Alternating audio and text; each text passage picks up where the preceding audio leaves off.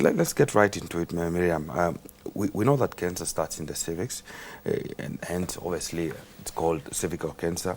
But from your observations and experience, what appears to be the main causes before it is detected, even though it starts in the cervix? Thank you very much for the question, sir. Let me quickly just explain the process of cancer in general. Cancer is a biological process that results into an overgrowth of cells. And these uncontrolled cells then affect the normal functioning and the normal cells. So then that is what leads to cancer. Now, cervical cancer originates from a virus called human papilloma virus. And this virus is the one that then progresses to cervical cancer if it's not diagnosed and treated. So it is treatable? Yes. So the good news is that cervical cancer is a treatable cancer, provided that it's diagnosed early. Okay. And we will talk more about that as we go. Good. And okay, so then we have risk factors, such as early sexual debut before the age of 20, multiple sexual partners, exposure to sexually transmitted infections, history of cervical cancer in the family, HIV infection, of course, immunosuppression can be due to other conditions, and all the others. And the good thing is that most of these risk factors can be averted, except for the genetics, the history in the family. Yeah. Quite informative. Now, Ms. Kamati, let's talk about that. The fact it's estimated that 236 women each year are diagnosed with cancer and 135 die from it in Namibia. Do you think that perhaps women have knowledge of the symptoms of cervical cancer, and are most of them aware of these symptoms? You are right. Quite a number of women die of cervical cancer in the country. It might be a lot, they may be a lot more than that, because some are diagnosed or die, but they are not reported. According to our experience and research done, there's inadequate information among women for cervical cancer. Information lacking is that there's a pre-cancer stage, of which it's asymptomatic. The woman will not show any symptom. And that is the time we want women to come for cervical cancer screening, so that we catch them while it's early. Cervical cancer, or I should say cancer in general, it's a silent killer. When it starts, it does not show any symptom. The symptoms comes at a later stage, at an advanced stage. And that is the part that is difficult to treat. So we are urging women to come, or to make it a routine, to come for cervical cancer screening while it's early. Symptoms associated with cervical cancer are such as vaginal bleeding after sexual intercourse, smelly vaginal discharges, vaginal odor, swelling in the legs, abdominal or pelvic discomfort.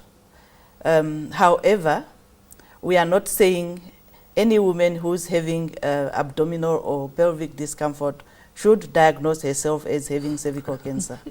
We still want them to come to the health facility for proper investigation and correct diagnosis. Okay, so you don't want them to be self-diagnosed and start doing all sorts of we should home not remedies. No. Yes. Okay. Then we start panicking. No. We should come for proper investigation and diagnosis, because there's quite a lot of conditions that are associated with such symptoms. It's not only cervical cancer. That's why we are urging them to come for proper diagnosis and management thereafter. Okay. Now, Madam Mirjam, let's talk about do you think that there is enough awareness? Mirjan Kamati has indicated and spoken about on the issue of awareness, but do you think there is enough awareness that is being done, especially around women, seeing that possibly some of them, and do they know where these facilities are, where they can get assistance, and also the fact that some of them might be living far away from clinics or district hospitals or referral hospitals where they can be able to receive this kind of information and training? Yes, thank you for the question, sir. So there are some level of awareness happening, although not at the level that we want it. So the Ministry of Health and Social Services is really committed to make sure that information is out there. And one example is for us to come to the NBC just to share this information with the whole Namibian nation.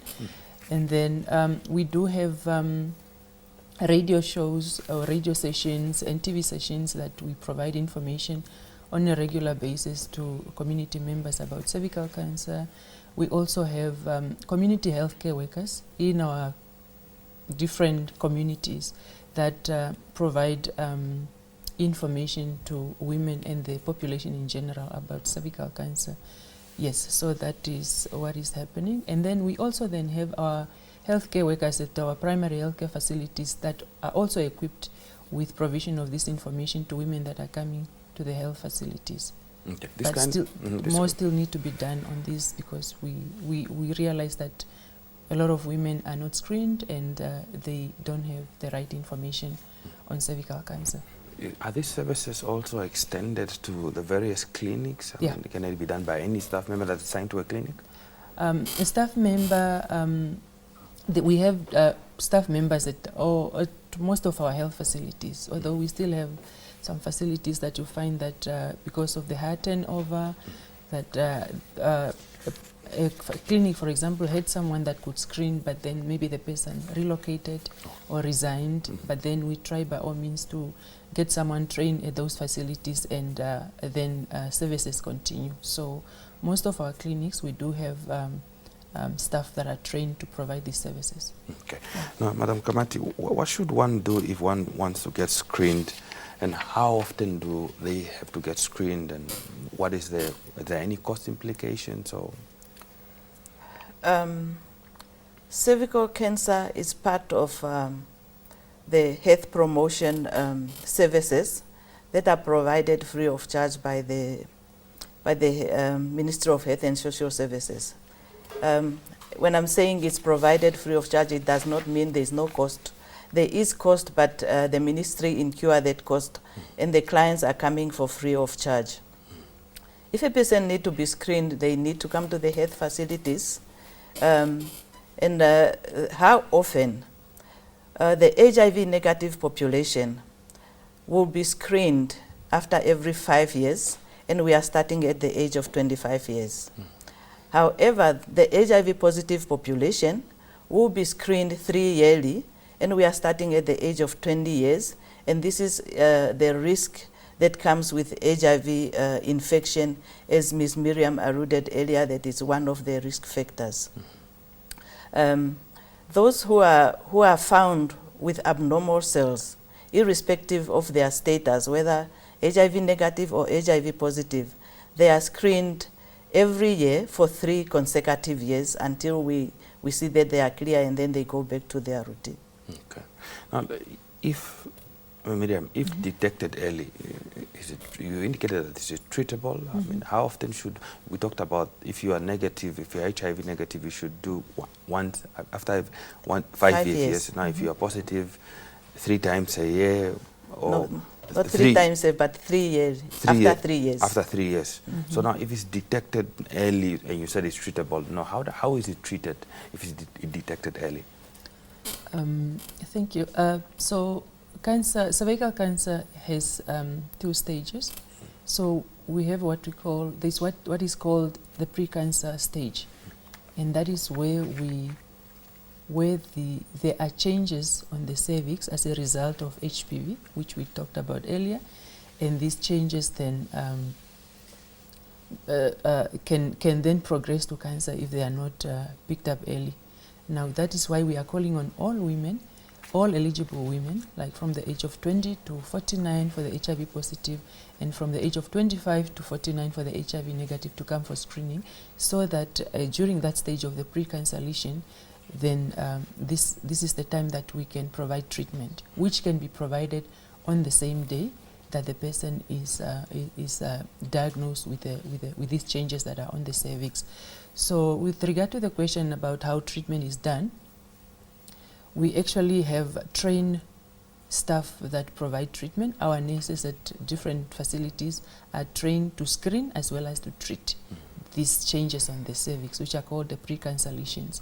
So there are equipment that are used to kind of minimize or completely kills those changes that are on the cervix. And as we said, every 3 years then the woman will come then to the hospital to be checked whether those changes are still coming back for 3 years every year, and then they go to their routine.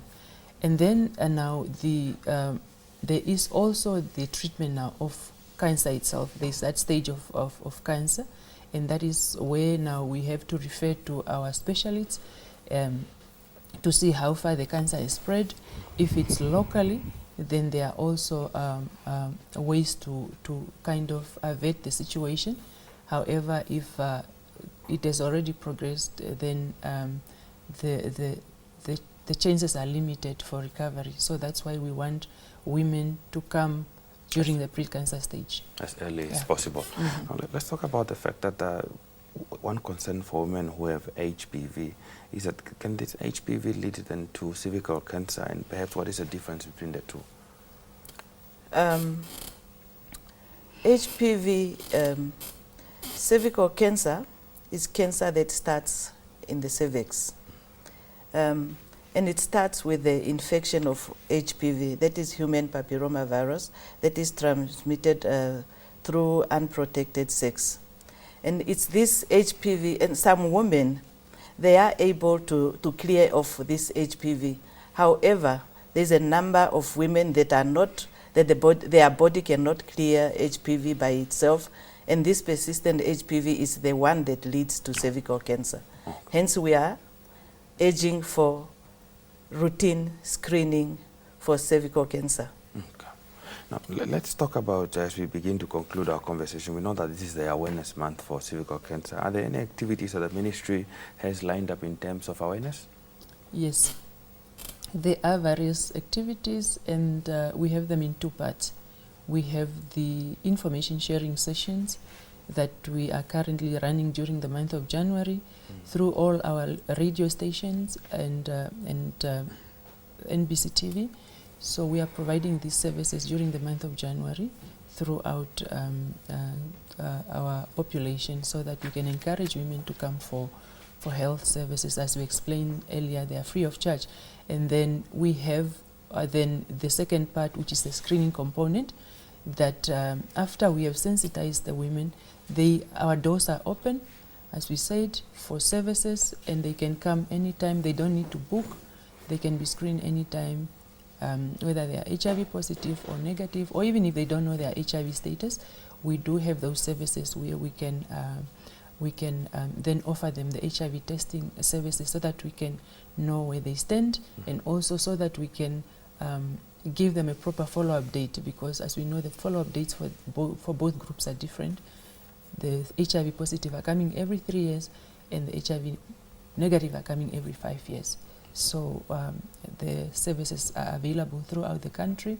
And then we also then have now the main activity that is happening in the Zambezi region, that is the host region for the awareness. And we are calling on all women, eligible women actually in the Zambezi region, to come in big numbers to get screened for cervical cancer, and because we have our team members that are ready to assist them. Okay. Now, as we conclude our conversation, our final question is to you, Ms. Kamati. Let's talk about the fact that what is your message in terms of the screening, and for women who might be watching today, for them to go get help? My message to the nation is this. As we have mentioned earlier, quite a number of women are dying of cervical cancer. And we have been speaking or talking throughout our conversation here that cervical cancer is treatable and curable. I'm urging the Namibian nation women to come for cervical cancer screening. In August 2020, the World Health Organization has launched the global strategy towards the elimination of cervical cancer as a health problem. The Ministry of Health cannot do this alone, because Namibia has also joined the rest of the nation, the rest of the world, against the elimination of cervical cancer.